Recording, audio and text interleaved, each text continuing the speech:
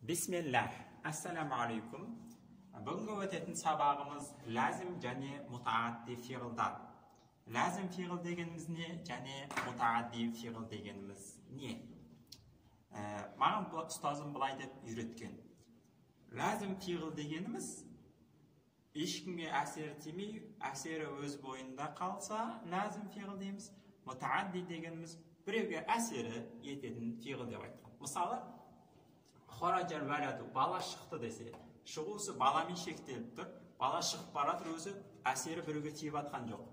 Фарихатил бинту, қыз қуанды десе, қуануысы қыздың өз бойында тұр, мысалы қуанып атыр, қыз біреуге тиіп атқан жоқ. Ал егерде бұл ләзім фиғыл деді. Ал егерде дорабту валяда, баланы ұрдым десем, ұруысы балаға тиіп атыр, балаға әсер етіп атыр. Катаптул мактуба, кітапты жаздым, хатты жаздым дегенде жазушы ісі хатқа әсер етіп атыр. Демек, дорабту деген ол мутаадди фиғыл, катапту деген ол мутаадди фиғыл, хараджа деген ол ләзім фиғыл, фарихат деген ол ләзім фиғыл деп маған айырылды. Сосын мен айттым, мен өте түсінбейтін адам болған, бала болған. Айттым, түсінбедім ұстаз дедім. Сосын барып былай түсіндірді. Ләзім фиғыл дегеніміз ол адам бүкіл денесімен істейді деді. Ал мутаадди дегеніміз денесінің бір бөлігімен істейді. Мысалы, нәмәл валаду, бала ұйықтады десе, ол ләзім фиғыл. Өйткені бала бүкіл денесімен ұйықтайды. Ал мысалы, ләмәстул мәрәта, қызды ұстадым десе, әйел ұстадым десе, ол бір денесін бір қолымен жасайды. Яғни, нәмә валаду, бала ұйықтады деген бұл ләзім фиғыл, өйткені бүкіл денесімен істеп атыр.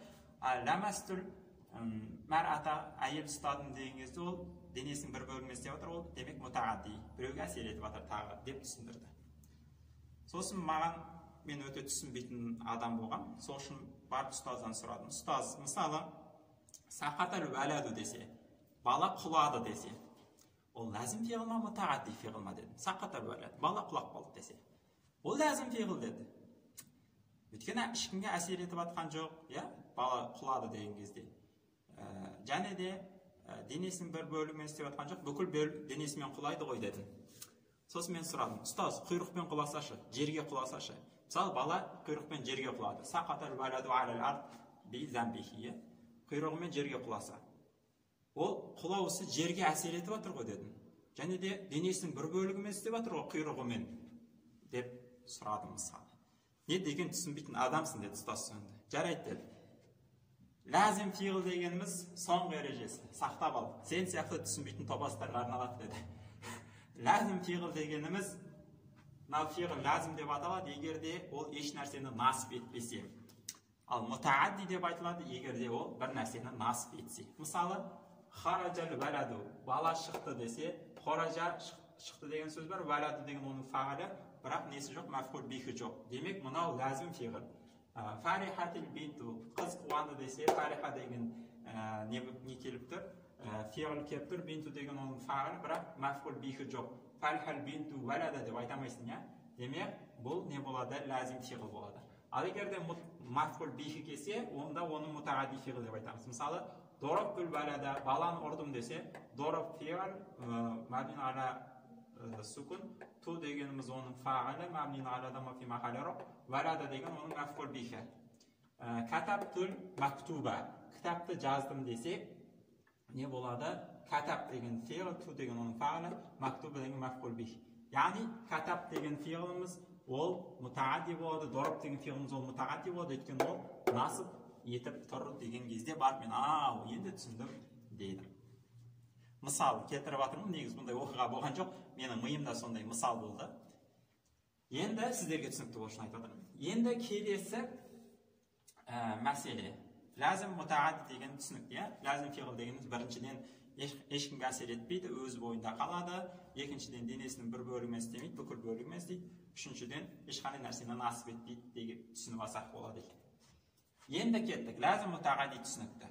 Енді мутаадди фиғылдың өз ішінде үшке бөлінеді екен. Не істейді? Мутаадди фиғыл үшке бөлінеді. Бір мәфғул бихті насып ететін мутааддилер, екі мәфғул бихті насып ететін мутааддилер, үш мәфғул бихті насып ететін мутааддилер деп бөлінеді. Бір мәфғул бихті насып ететіндерге мысал келтірейік. Мысалы, Fahimtul mas'alata, мәселені түсіндім десе, бір мені насып етіп жатыр, бір мәфғул бихті насып етіп жатыр. Ламастул мар'ата, әйел ұстадым десе, бір мәфғул бихті насып етіп жатыр. Бұндай мысалдар көптеп келтіруге болады. Мысалы, катабтул мактуба, бір мәфғул бих, дарабтул валада, бір мәфғул бих, өте көп мысалдар келтіруге болады. Қазақ тілінде тура толықтауышқа сәйкес келеді, кімді нені деген сұрақтарға жауап береді мәфғул бихтер. Бір мәфғул бихті насып етсе. Бұл түсінікті. Енді екіншісі. Мутағаддидің екінші түрі екі мәфғул бихті насып ететін мутағаддилер. Бірақ та екі мәфғул бихті насып ететін мутағаддилердің өзі екіге бөлінеді. Әсілінде мүбтада мен хабар болған нәрсені насып ететін мутағаддилер, әсілінде мүбтада мен хабар болмаған нәрселерді насып ететін мутағаддилер деп. Қалайша? Мысалы, зонна ойлады деген сөз. Хола, хасиба, заама, жаала, адда, хажа, хаб. Бүкілі ойлады деген мағынаны білдіреді. Яғни басым ойды білдіреді. Бір нәрсені басым ой екен білдіреді. Мысалы, мәфғул бихпен хабарды алайық. Мүбтада мен хабарды алайық. Мысалы, әл-мухбиру содиқун. Әл-мухбиру хабар беріп атқан адам содиқун, шыншыл. Немесе әл-фаджру толиғун, таң атып жатыр деген мүбтада мен хабарды алайық.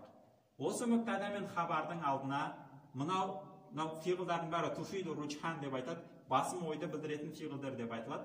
Осы зонна, хала, хасиба, заама, жаала, адда, хаджа, хаб басым ойды білдіретін мутағаддилерді келтірсек, мынау екеуі не болып кетеді? Мәфғул бих, мүбтада мен хабар екеуі мәфғул бих болып кетеді. Мысалы, мына жерге зоннаны қойсақ,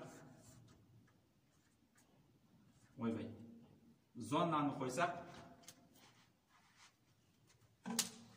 зонна әл-мухбира садиқан болып кетеді.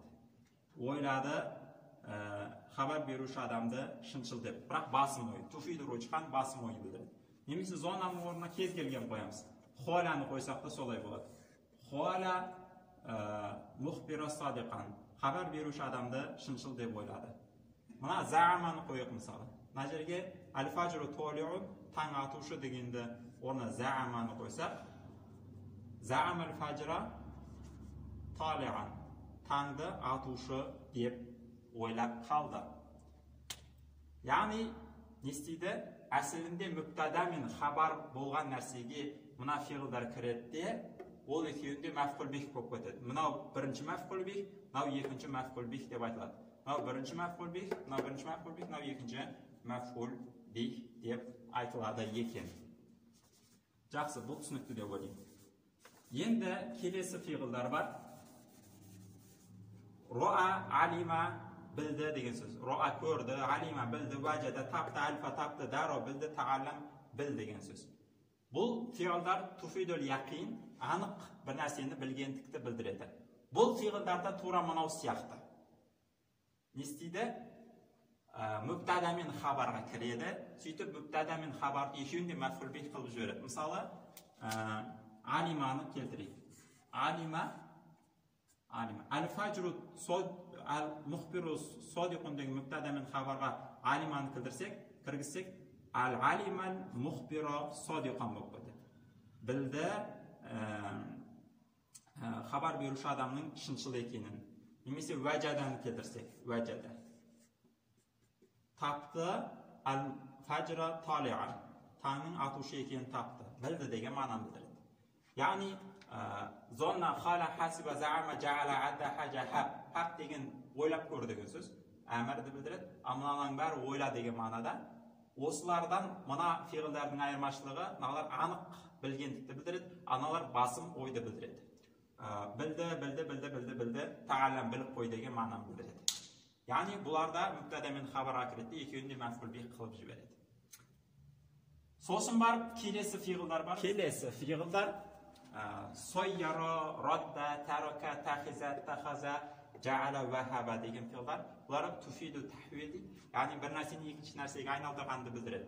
Сойяро айналдырды, родда, тарока айналдырды, жасады деген бүкілі бір мағынада тахиза, тахаза, жаала, вахаба айналдырды, жасады деген мағынада. Кітаптың айтуы бойынша бұл фиғылдерде, мына зона деген фиғылдар сияқты, әсілінде мүбтада мен хабар болған нәрсеге кіреді де, екеуінде мансып қылады дейді. Жетте бізге мынандай мысал береді, қараңыз. Бүйтеді. Ад-духну шам'ун деген әсілінде мүбтада болған. Ат-тину ажурун деген әсілінде мүбтада болған. Егер де осы мүбтадамен хабарға сойяро деген фиғылды кіргізсек, немесе соның бауырларының біреусі, мысалы родда деген фиғылды кіргізсек, онда мынау мүбтада мен хабар, онда екеуі де насып болып кетеді, екеуі де мафғул бих болып кетеді. Мынау бірінші мафғул бих, мынау екінші мафғул бих, мынау бірінші мафғул бих, мынау екінші мафғул бих деп айтылады дейді. Тамаша. Бірақ та менде бір сұрақ бар. Мен айттым ғой, өте түсініксіз, бір нәрсені өте түсіну қиын болатын адаммын. Өте түсінуім қиын менің. Мен бір нәрсені осы жерде түсінбей қалдым. Ад-духну май, шам'ун. Май деген не ол? Ол балауыз дейді, свеча. Май деген свеча ма? Сұрақ. Ат-тину ажурун. Лай деген ол ажурун күйдірілген кірпіш дейді. Сұрақ. Лай деген күйдірілген кірпіш бар. Демек, менің ойымша мына екеуінің мағынасы сәйкес келмейді.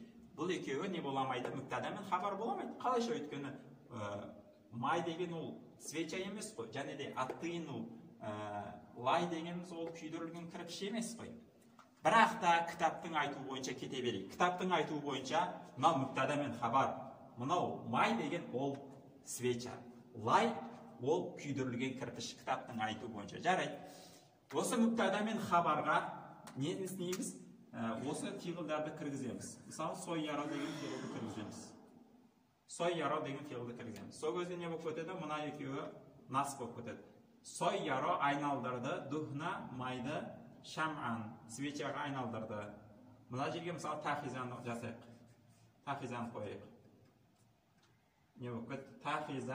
Тахиза жасады, ат-тина лайды не жасады? Ажуры күйдірілген кірпіш етті дейді мысалы. Сөйтіп бұлдарда мүбтада мен хабарға неге айналдырады? Екі мафғул бихке айналдырады. Келесі фиғылдердің түрі. Әсілінде мүбтада мен хабар болмаған екі исімді не істейді? Екі рофғы исімді алады да мафғул бих қылып жібереді. Мысалы, ол фиғылдар саала сұрады, манаха, манаа, каса, албаса деген фиғылдар. Сұрады, манаха берді, манаа қиды, каса кигізді, албаса кигізді деген сөз. Мысалы, мутааллиму китабун деген мысалды алайық. Мутааллимун сабақ үйренуші, китабун кітап. Бұл мүбтада мен хабар емес, анық дұрыс па? Өйткені сабақ үйренуші ол кітап емес қой. Кітап бізге сабақ үйренбейді бізден. Наоборот, үйретпесе. Немесе муджтахиду ынталы адам жайзатын, ол сыйлық. Ынталы адам ол сыйлық десек, ол дұрыс болмайды мағынасы көбінесе. Енді осы мүбтада мен хабар емес екі исімді алады да алдына осы фиғылдардың біреуін келтіреміз. Саала, манаха, манаа, каса, албаса деген сияқты. Сааланы келтірейік мысалы. Саала мутааллима китабан болады. Үйренушіден кітапты сұрады. Манағаны келтірейік мына жерге. Манаа тыйды, әл-мүжтахида ынталыдан жаизатан сыйлықты тыйды. Манаханы келтірген дұрыс болады екен. Манаха сыйлады, мүжтахида ынталыға жаизатан сыйлықты сыйлады. Десек. Не істеп жатыр? Әсілінде мүбтада мен хабар болмаған екі исімді насып етіп жатыр. Сонымен бізде мутааддилер үшке бөлінеді екен. Біріншісінде бір мафғул бихті насып ететін мутааддилер. Фахима мас'алата деген сияқты. Екіншіден екі мафғул бихті насып ететін мутааддилер болады екен. Екі мафғул бихті насып ететін мутааддилдің өзі екіге бөлінеді екен. Біріншісінен әсілінде мүбтада мен хабар болған нәрсені насып ететін мутааддилер, мысалы зонна хала деген сияқты, алима роа деген сияқты, сойяра родда деген сияқты, туфидул руджхан басым ойды білдіретіндер, туфидул яқин анық ойды білдіретіндер, туфиду тахвил бір нәрседен екінші нәрседен айналдыратындар. Және де әсілінде мүбтада мен хабар болмаған екі исімді насып ететін мутаадди фиғылдер деп екіге бөлінеді екен. Кішкене каша болып кетті дейме? Үшіншісі бар бірақ, әлі одан бетер каша қылайық. Үшіншісі бар.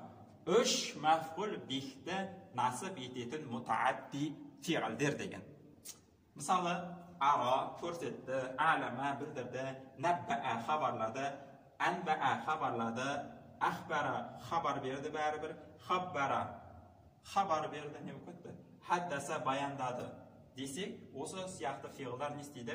Üç mutaaddidi, üç ismni nasb qiladi mutaaddilar ekan. Misol, o'zim misol o'ylab topdim. Kitobdagi emas, sizlarga tushunib bo'lsin deb. Misol, alamtu bildirdim, bilgizdim, xabar berdim. Al-muallima muallimga, al-valada balani, muaddaban adibda ekenin. Muallimga balaning adibda ekenin bilgizdim, xabarladim desek. Alamtu, alam degan fi'il madi mabni ala sukun, tu degan onun fa'ili, muallima degan birinchi maf'ul bih, al-valada degan ikkinchi maf'ul bih, muaddaban degan uchinchi maf'ul bih. Tushunibdi bo'lishini qarabay misol keltirdim. Aytsak kitobdan qanday misol keltirgan? Ardayim o'sini misol keltiradi. Yurihumullohu a'malahum hasaratin alayhim. Kazalika yurihumullohu a'malahum hasaratin alayhim degan misolni kitobda keltiradi. Yurihum ko'rsatadi ularga. Yurihum deganda hum birinchi maf'ul bih. Allohu degan ism jalala, lafzul jalala ne bo'ladi? Fa'il bo'ladi. Amalahum degan amala degan ikkinchi maf'ul bih. Hasaratin degan uchinchi maf'ul bih. Hasaratin degan kasra bo'lganmi bu maf'ul bih bo'libdir. O'tkani bu ayat deganning ko'pchisi. Ayat deganning ko'pchisi ne bo'ladi? Nasb kezinde kasra bilan nasb bo'ladi. Muallimatin degan siyoqda. Yaxshi. Bu tushunibdi deb o'ylayman. Endi kelasi masala. Следующий. Qanday masala? Babul af'al. Fi'lning babtlari bor bizda, ya. Bir fi'lning babtlari bor, mutaaddi babtlari bor. Ya'ni lazım bo'lib turgan fi'l davatda mutaaddiga aushtirib jiberatin bablar bor. So'sin bor bizda mutavi' bablar bor. Mutavi' bablar kersincha mutaaddi bo'lib turgan fi'l davatda o'sib babga solsang lazimga aushib ketadigan bablar bor. Masalan, lazım fi'llarda af'ala, fa'ala babına salsa, misol, bundan da boshqa bablar bor. Nestida mutaaddi bo'lib ketadi. Al keyber fi'llarda mutaaddi fi'llarda infa'ala, ifta'ala, tafa'ala babına salsa, mutaaddi fi'llar naborat lazım bo'lib ketadi. Buni mutavi' bablar deb biz atayıq, tushunibdi bo'lishi uchun. Endi buni bari ne ishni aytib? Buni aytayotgan sababi buni. Agarda lazım fi'lni alsak, misol xoraja chiqdi degan lazım fi'l bor. Xoraja valadu. Misol ne? Xorajal valadu. Fariha misol. Farihat bintu.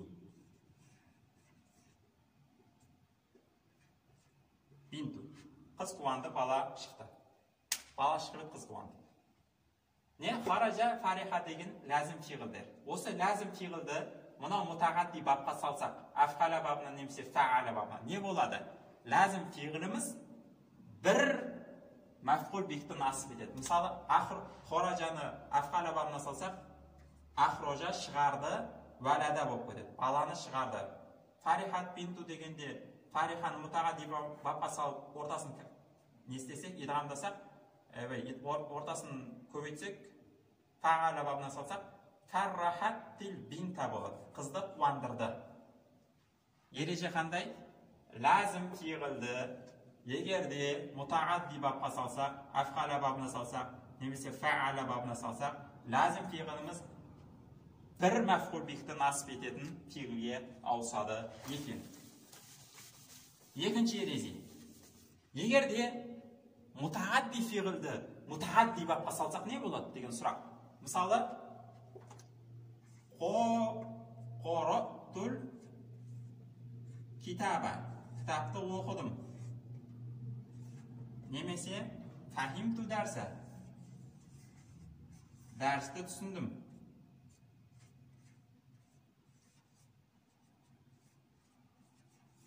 Fahimtu darsa, darsni tushundim.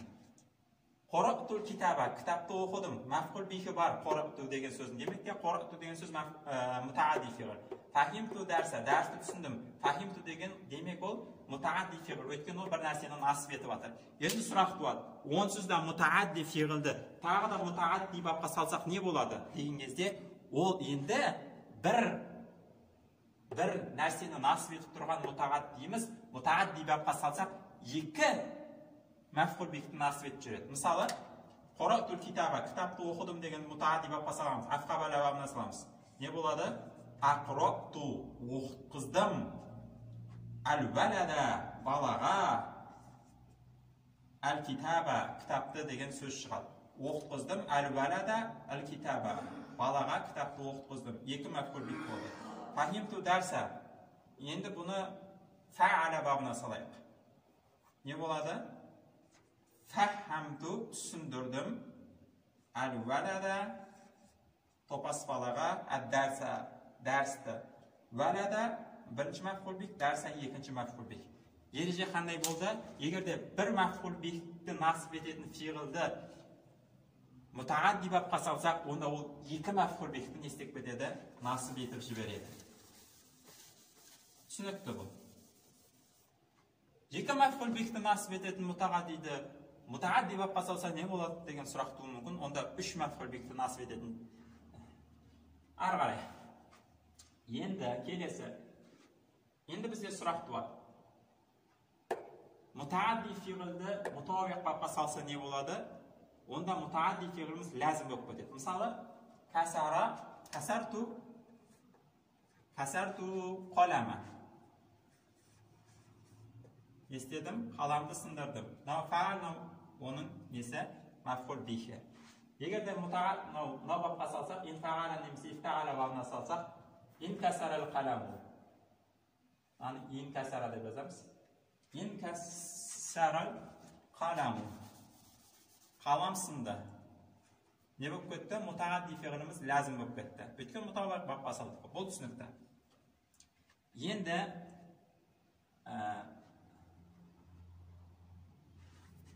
bir narsani unutib ketdim. Bo'ldi. Misoli, jamaa degan lazim fe'l, jamaa qavma. Qavmni jinadi. Jamaa degan mutaaddi fe'l bir maf'ul bihi nasb etadi. Agarda ifta'ala babni salsak, ijtama'al qawmu deb aytamiz. Maf'ul bihimiz ne bo'lib ketadi? Rof bo'lib ketadi. Ijtama'al qawmu deb. So'z yaxta dahroja domalatda barmila.